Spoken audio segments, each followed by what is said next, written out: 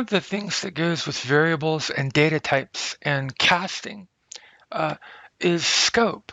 Okay, all of this goes together, and it's the basic foundation upon which all the rest of your Python will be built. But there are basically two types of scope, global and local. And within that, within those black and whites, there's a lot of gray in Python, because unlike other languages, something you can do in Python that you can't do in C++ or Java, you can nest one function inside of another and then inside of another, sort of like Russian dolls. And each time you do that, you generate a whole new layer of scope. All right. So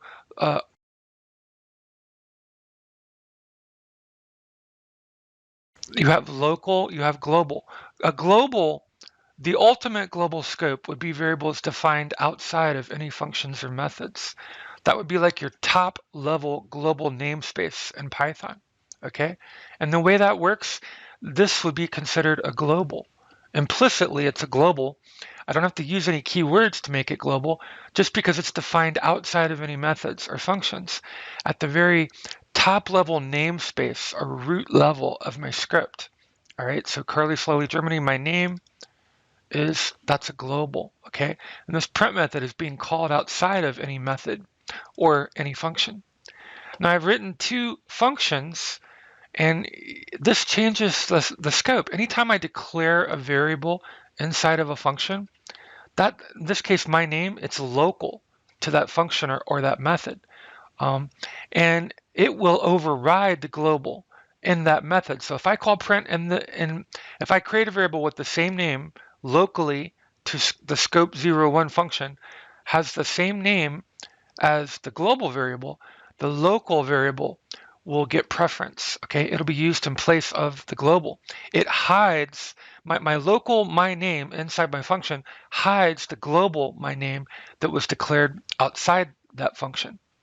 But something to remember, whenever you declare a variable inside of a method or a function, when that function ends, all of those variables and all the data that were in that function, they fall out of scope, and then they're destroyed. The memory is freed by garbage collection, and you lose the value.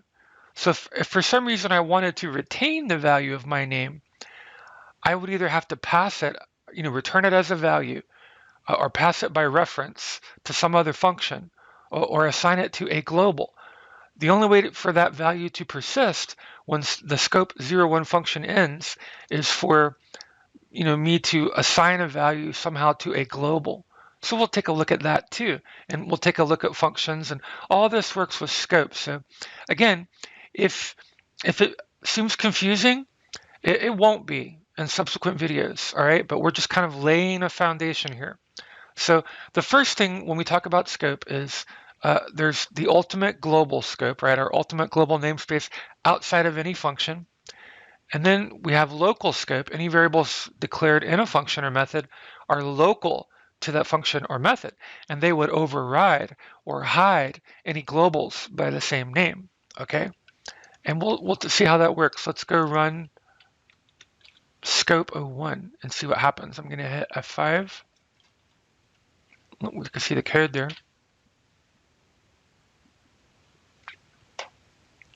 Okay. Outside all functions, global my name equals curly slowly Germany. Inside scope 01 function, my name is your face. Why?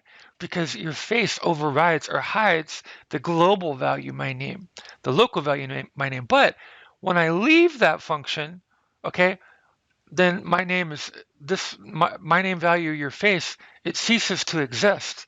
That value is lost, it's destroyed, unless I return it as a value to some other calling function and assign it to a variable there, or pass it as a parameter or an argument, or unless I assign it to a true global in my global namespace, and it can hold on to that value and allow it to persist in memory.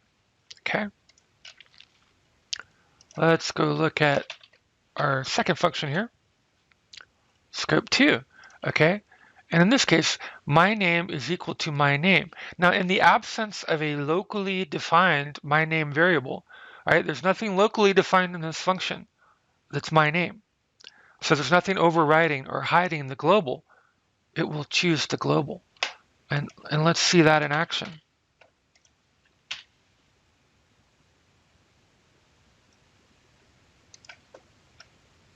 Okay, so inside scope 02 function, Carly Solelli Germany is the value in my name. Why?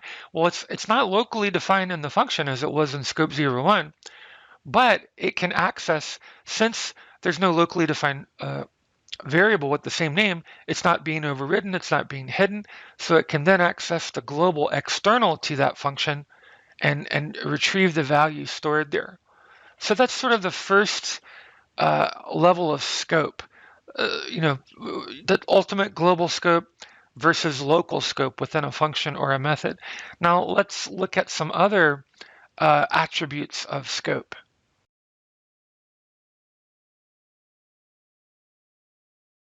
Let's take a look at another example here, okay? So inside of this method, what we call scope 01, we've defined the variable. My name is Carly Solelli Germany. And I can access that variable just fine as long as I'm inside the method or the function in which it's defined. But what if I try to access it outside that function? Remember, when this function's done, when it finishes, any variable or object declared and built inside of it, it's destroyed. All right, the memory is released, freed up, garbage collection recycles it. That's it. So those values will be lost if I don't either return them or pass them as an argument or parameter to another function or assign them to a true global up in my global namespace. They won't persist in memory. I will lose those values from my methods and my functions. That's why Visual Studio Code has a little yellow squiggly line here. It's warning me, hey, my name is not defined. Just because I defined it local to this function here doesn't mean it's going to exist or persist when that function ends. I'm going to hit F5. See, my name is not defined. So that variable, that value is lost, when this function ends.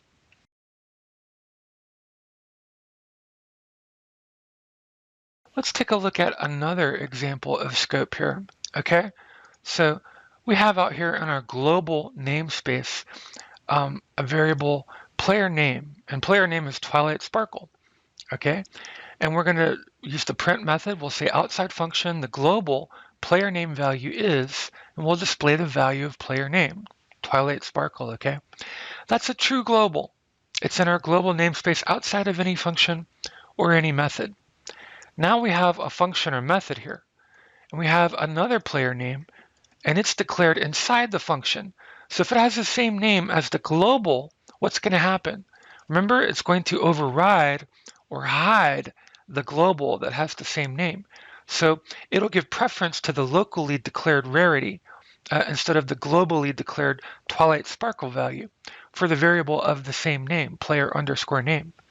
So we're going to print some values. We'll say inside the function, the local player name value is, and it's going to prefer or give preference to the local declaration.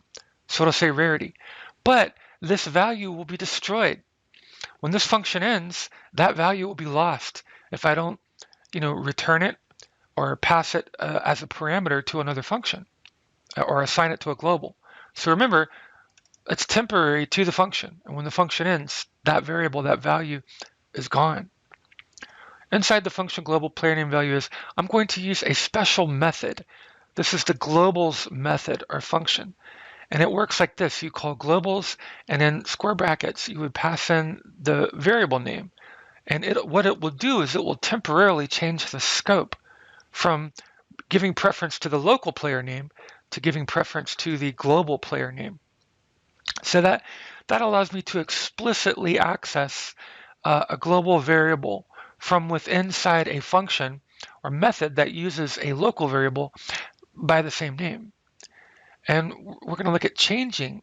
So that's a way to get the value, right? To display the value, but we can also set the value, right? We can manipulate and change a global value from within inside a function using the same method, the globals method, and the variable name passed into square brackets. So our global was Twilight Sparkle, but it's going to change it to Rainbow Dash. So when this function ends, rarity is lost forever. She's gone forever, destroyed. Garbage collection recycles her. But because we used the globals method and because we stored this out here in the global, it persists in memory even after our function is done. And so we'll call change global, and then down here after change global, when the function ends and the local player name is destroyed, we'll display the value of the global, the truly global player name, just to show that from within a function, and even with a local variable with the same name, using the globals method, we can manipulate, retrieve, and set or change the value of a true global in our global namespace. So let's run this code and see what it looks like, what happens. Hit F5. Okay. So again, outside the function, the value of the global player name is Twilight Sparkle. Inside the function, it gives preference to the locally declared player name, so it's rarity, okay? And then we can retrieve the value, inside that method, even though there's a local version by the same name, it would normally be overridden. We can retrieve it using the globals method, and then we can set it within the method. That function ends, and when that function ends, all those local variables are destroyed. They no longer exist. The values are lost. But because we changed the value of a global outside the function, it will persist in memory. And so now our global, which was Twilight Sparkle, is now Rainbow Dash.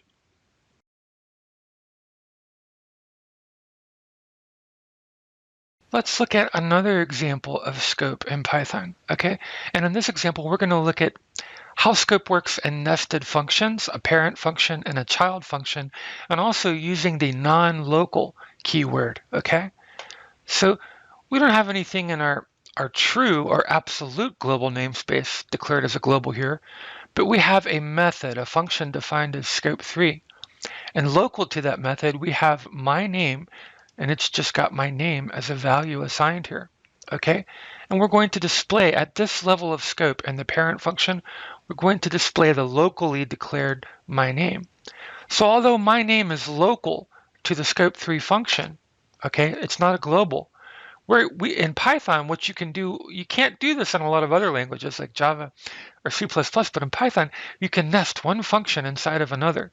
And it gives you a lot of additional layers of scope, okay? So I have this variable, it's local to this function, not global, but comparatively speaking, okay, relatively speaking, this variable is sort of a global or works in a global-like fashion to this function that I've defined or nested, this child function that I've nested inside of my parent function, okay? So if I do this and I display the value of my name, look, I have a locally declared my name, your face. And this locally declared my name will override this parent locally declared my name. So even though it's local inside of a function, it works like a global does to my child functions. A locally declared variable in my nested child function will hide a locally declared variable in my parent function, okay? And then down here, nested function inside inside function 1, I'm going to simply display, if I exit that layer of scope, that level of scope, and scope back out to the parent method, we'll display the value of my name again. So in here, this local method to the nested child function, my name has a value your face, but out here, it's my name, okay? And back inside the parent function, it's again my name. Now, another way that we can do that, we're going to have a second nested child function in our parent function, and we're going to declare non-local, the keyword non-local before my name. And if we do that, that gives us a way to scope out from the child function up to the parent function, okay? So I'm going to define a local, my name, your face, and I'm going to display the value, and then exit and display the value in the parent method as well, okay? So this gives Python, like I said, it sets it apart from several other programming languages, this ability to nest functions one inside the other, multiple layers of scope here. But I'm going to hit F5. Okay, and let's take a look at the output here. Let me move this up here, and inside the parent function, my name is Carly Sully. So that's, again, that was locally declared in the parent method. And child method 1, that variable with the same name overrides the parent variable, the parent function variable. So the child function variable overrides it. So now my name is your face, okay? Then back outside in the parent function, my name is, works just like a global, doesn't it? Although it's not a global, it functions comparatively like a global in this type of scope between a parent function and a child function or method. Default scope of nested functions using non-local. So here we're using our non-local keyword. All right, so again, in the parent method, my name is Carly Slowly Germany. But inside the nested child function, my name is your face. And then back inside the parent function, notice I was able to set the value of the parent function variable from within inside the child function because I used a non-local keyword. So that's how you can manipulate parent function variables from within inside a child function using the non-local keyword. Just another concept, another layer of scope in Python.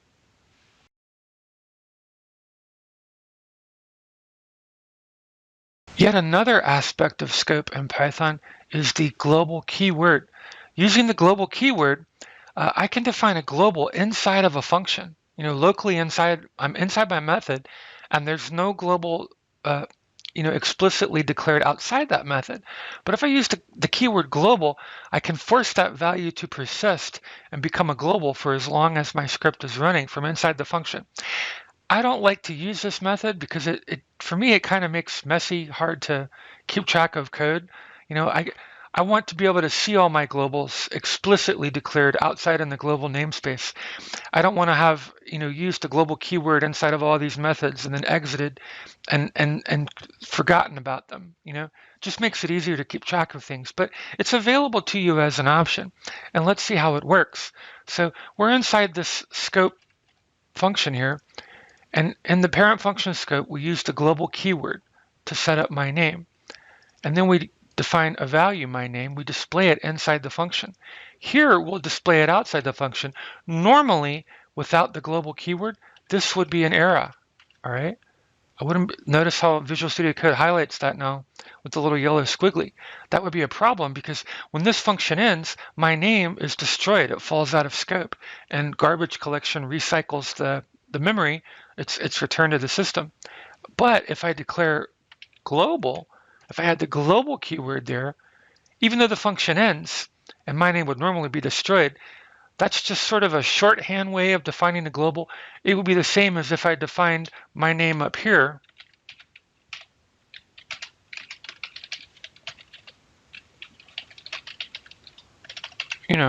Blah, blah, whatever. That would be the same if in that case, still not an error.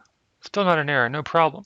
But if I didn't do this, if I didn't explicitly declare my name as global, then I have a problem if I'm not using the global keyword.